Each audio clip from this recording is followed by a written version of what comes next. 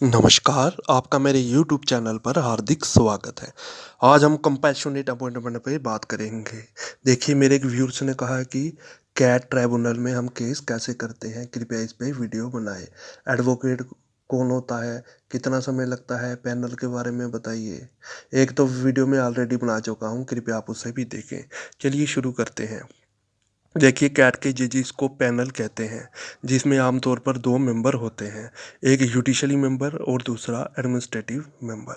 जो judicially member होता है, वह डिस्ट्रिक्ट कोर्ट का रिटायर्ड जज हो सकता है, हाई कोर्ट का रिटायर्ड जज हो सकता है, डिस्ट्रिक्ट और हाई कोर्ट का स्टैंडिंग जज हो सकता है, एडवोकेट हो सकता है, जिसको निश्चित एक्सपीरियंस होना ज़रूरी है, लीगल जानकार हो सकता है, वो जुडिशली मेंबर बन सकता है। अब बात करते हैं एडमिनिस्ट्रेटिव मेंबर की। एडमिनिस्ट्रेटिव मेंबर बनने के लिए सेंट्रल गवर्नमेंट या स्टेट गवर्नमेंट के लिए एडिशनली सेक्रेटरी या इक्विवेलेंट होना ज़रूरी है। अब बात करते हैं रिस्पोंडेंट एडवोकेट यानी डिपार्टमेंट का एडवोकेट कौन होता है। आपको लगता होगा कि हर विभाग का अपना एडवोकेट होता है होगा, लेकिन नहीं। सभी सेंट्रल डिपार्टमेंट के लिए एक ही एडवोकेट होता है, जिसे हम senior central government standing council कहते हैं, जिसे सेंट्रल गवर्नमेंट नियुक्त करती है।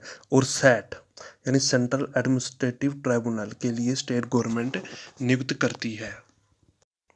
जैसे आपने ये नाम ज़रूर सुना होगा, solitary journal, advocate journal, additional solitary journal. अगर आपका केस सर्विस मैटर का हाई कोर्ट में है, तो वहाँ पे आपने सुना होगा एडिशनल सोलिटरी जर्नल होता है। इसीलिए जब वो आपका केस कैट में होता है, तो आपको जो मैंने बताया स्टैंडिंग काउंसिल होती है। और जैसे आपने सुना होगा कि स्टेट्स में एडवोकेट जनरल होते हैं, उनकी टीम होती है, वो लड़ती है। इसी तरह सेंटर का ये एडवोकेट होता है। और डिपार्टमेंट की तरफ से एक लीगल ऑफिसर होता है, जो आकर एडवोकेट से मिलता है, रिस्पोंडेंट के एडवोकेट से मिलता है। तो लेकिन डिपार्टमेंट की तरफ से कोई कोर्ट में या ट्राइब्यूनल में हाजिर नहीं होता है। वो एक डिपार्टमेंट का करता हूँ, सेंट्रल गवर्नमेंट द्वारा जो एडवोकेट नियुक्त होता है, वही आके केस लड़ता है।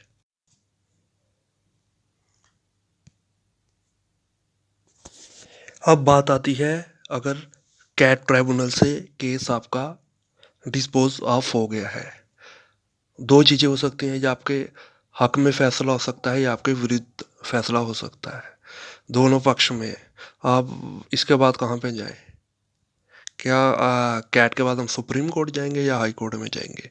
देखिए, कैट के बाद आप जाएंगे हाई कोर्ट की डबल बेंच के पास, सिंगल बेंच के पास नहीं। क्योंकि मैंने पिछली वीडियो में बताया था, हाई कोर्ट की सिंगल बेंच और ट्राइब्यूनल कैट की जो पावर्स होती हैं वो सेम होती हैं, इसलिए आप हाई कोर्ट सिंगल बेंच में नहीं जाएंगे, आप जाएंगे डबल बेंच में। अगर आपके विपक्ष में फैसला हुआ, आप जाएंगे। अगर रिस्पोंडेंट को लगा है कि मेरे विपक्ष में फैसला हुआ, वो भी जा सकता है, डिपार्टमेंट भी जा सकता है। फिर उसके बाद आप सीधा सुप्रीम कोर्ट में जा सकते हैं। अब मुख्य बात पे आते हैं कि कैट ट्राइब्यूनल में कितना समय लगता है केस का फैसला होने में, डिस्पोजल ऑफ। देखिए, डिपेंड करता है कि अलग अलग जो स्टेट या यूनियन टेरिटरी है, यूनियन टेरिटरी की जो भी कैट है, उसमें पेडेंसी कितनी है। लेकिन फिर भी मैं आपको एक रफ फिगर में बता देता हूँ, 4 साल, 5 साल, 6 साल, इतना आपको लगेगा ही लगेगा। मैं जम्मू कश्मीर का बात करता हूँ, कंपैशनेट अपॉइंटमेंट के केस में कम से कम 6-6 साल भी लग रहे हैं। मैं आपको ऑनलाइन स्टेटस चेक करूंगा, आप चेक भी कर सकते हैं, 6-6 7 साल लगते हैं कंपैशनेट अपॉइंटमेंट के केस में। हाँ, अगर डिमोशन, प्रमोशन, एरियल का है, तो उसमें 3-4 साल लगते हैं, आपको समय लगेगा। फिर उसके बाद आता है कि ट्रायल में आप जा सकते हैं। जैसे आप हाई कोर्ट में देखा होगा कि आप जाते हैं, आपकी भी गवाही होती है, आप भी बोल सकते हैं।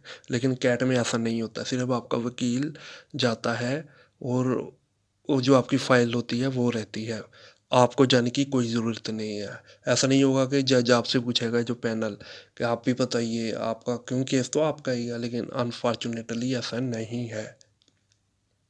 सिर्फ आपका वकील जा सकता है। हाँ, आप बैठ सकते हैं लेकिन आपको बुलाया नहीं जा सकता है। इसके लिए आपको स्पेशल एक परमिशन लेनी पड़ेगी, लेकिन आम तौर पे नहीं होता है, आम तौर पे नहीं बुलाया जाता है। इसमें एक और अच्छी बात है कि आप जो अपना केस है इसको आप ऑनलाइन भी चेक कर सकते हैं कि आपको आपकी तारीख कब पड़ी है। उसके साथ-साथ आप रिजोइंडर भी आप देख सकते हैं। ये नहीं देख सकते कि रिजोइंडर में क्या माँगा है। हाँ, वहाँ पे आपको बता दिया जाएगा बिलो नीचे की तरफ कि आपसे ये डॉक्यूमेंट माँगे गए हैं। इसके लिए आपको एक डायरी नंबर दिया जाएगा, ट्रांसफ़र नंबर भी हो सकता है, अलग-अलग नंबर भी हो सकते हैं। आप उसको उसमें ऑनलाइन लॉगिन करेंगे तो वेरी ईज़िली आप देख सकते हैं। आप अपने एडवोकेट का नाम डाल के भी केस को देख सकते हैं। जज का नाम जो पैनल है उसका नाम डाल के भी देख सकते हैं। रिस्पोंडेंट का वकील का नाम भी डाल के आप अपना केस का स्टेटस चेक करते हैं। बहुत ही ईज़ी होता है। धन्यवाद। आपको आगे भी इसी तरह की इन्फॉर्मेशन मिलती रहेगी। अगर आपका भी कोई सवाल है तो कृपया कमेंट में लिखें।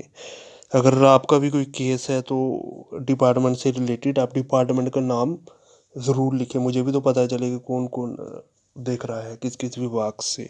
चैनल को सब्सक्राइब, लाइक, कमेंट ज़रूर करें। धन्यवाद।